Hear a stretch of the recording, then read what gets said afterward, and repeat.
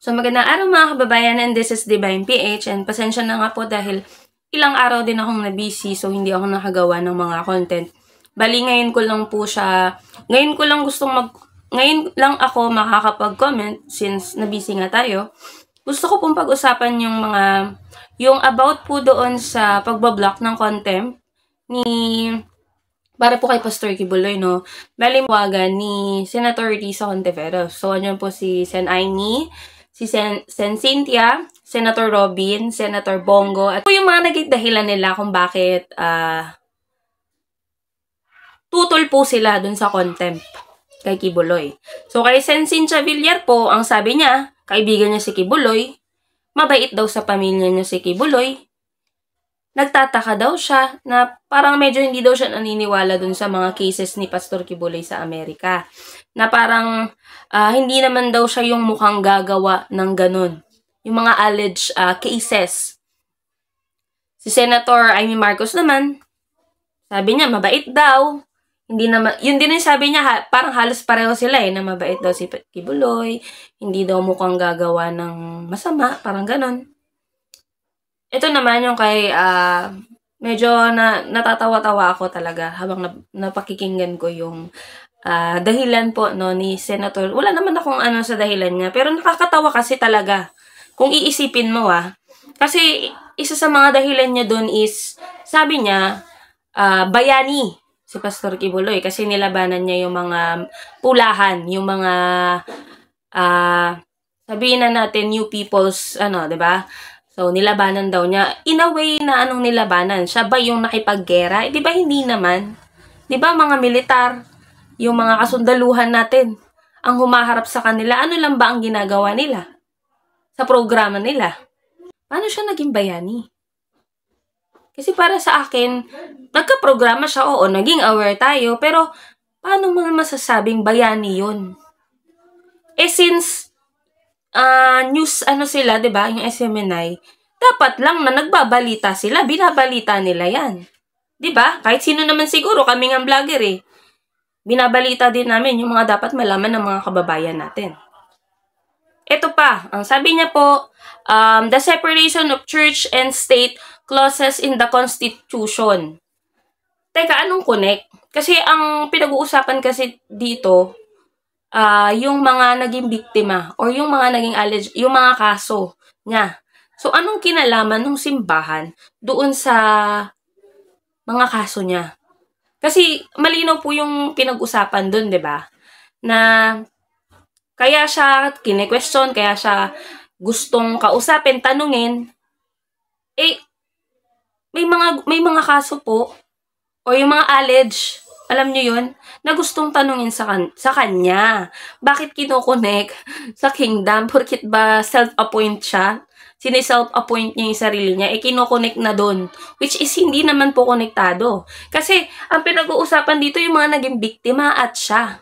So, paano po naging konektado yung simbahan?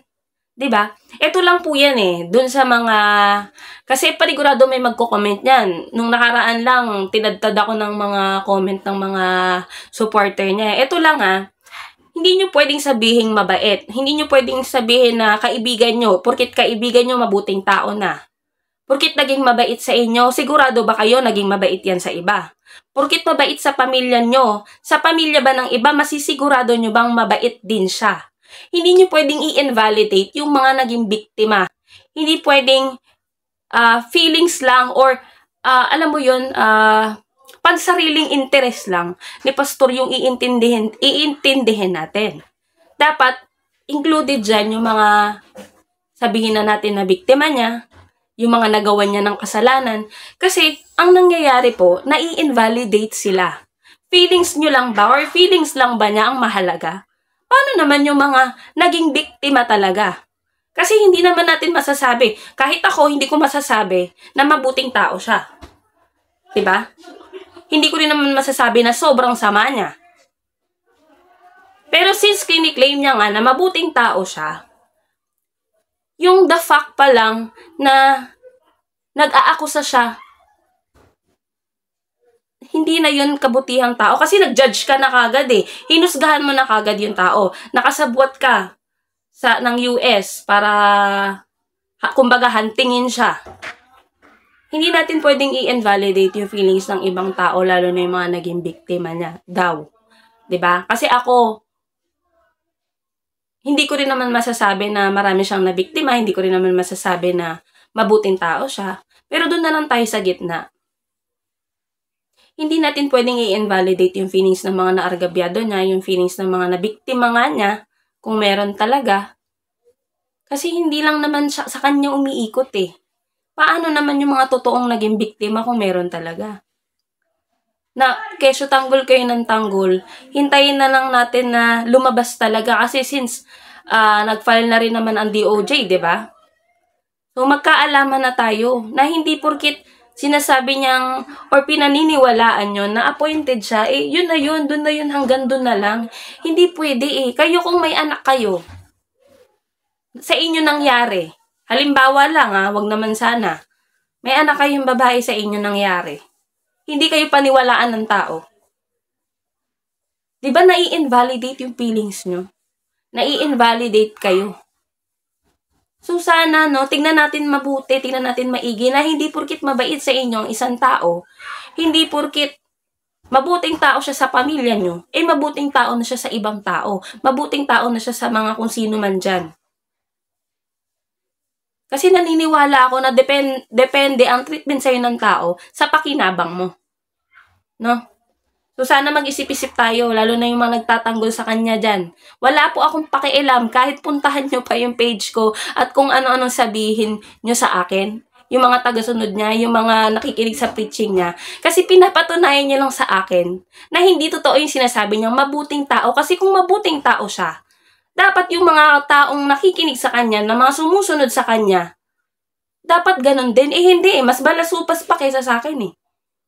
Which is, hindi ako nagmumura. Hindi ako nalalait ng kapwa ko. Unless, lalaitin mo ko or mumurahin mo ko.